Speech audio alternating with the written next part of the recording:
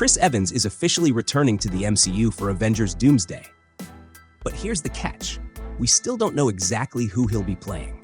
Naturally, everyone's first thought is Steve Rogers, the original Captain America. But with the multiverse wide open, that's far from guaranteed. Remember, Evans already made a multiversal cameo in Deadpool and Wolverine, but not as Cap, instead as Johnny Storm, the Human Torch. Now, with Hayley Atwell also confirmed to appear, theories are flying. Could we be revisiting alternate versions of our beloved heroes from the timeline at the end of Avengers Endgame? Maybe these versions are here to protect the multiverse. Or maybe they're part of something bigger. But here's where it gets really interesting. Some reports are teasing that Chris Evans might return not as a hero, but as a villain. Specifically, Captain Hydra. Yes, you heard that right. A dark version of Steve Rogers, aligned with none other than Dr. Doom. Now, why would Hydra Cap make sense in the MCU? Bringing Evans back as the classic Captain America might overshadow Sam Wilson, who's set to headline Captain America: Brave New World. But imagine, Evans as Hydra Supreme, a twisted version of Steve Rogers, raising the emotional stakes without undermining Sam's journey. So, who is Captain Hydra?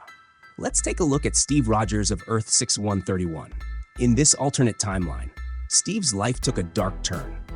At just 6 years old, his mother was killed, and he was taken by Hydra to be raised in their training facility, the Keep. Despite their brainwashing efforts, Steve's will remained unbroken.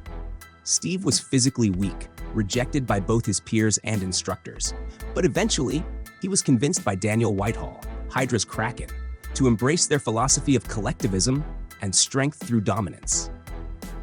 By 1940, Steve infiltrated the US Army to sabotage Project Rebirth.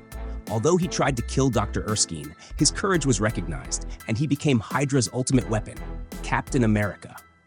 As Hydra's captain, Steve covertly helped them during World War II, feeding them intelligence and consolidating power.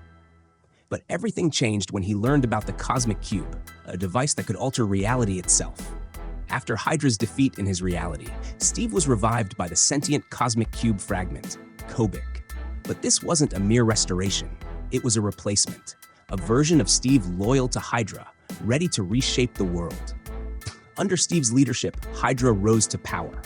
With Baron Zemo by his side and Madame Hydra at the helm, Steve became Hydra Supreme, orchestrating chaos and war against Wakanda, New Tian, and even his former allies.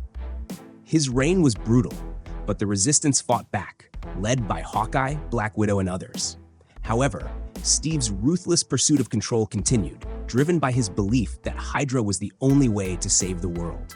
With the Cosmic Cube shards in play, Steve sought to reshape the world to fit his vision, while his enemies struggled to stop him. But what's truly chilling is that Hydra Supreme believed he was doing what was best for humanity.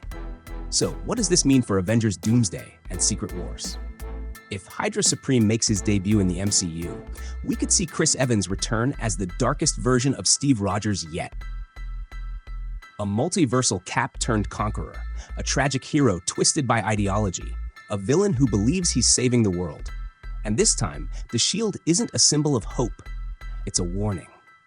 If you want more breakdowns, theories, and updates on what's coming next in the MCU, hit that subscribe button.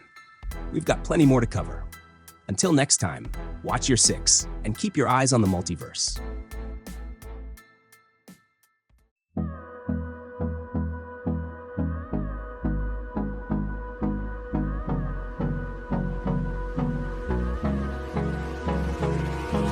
Hold me close till I get up. Time is better.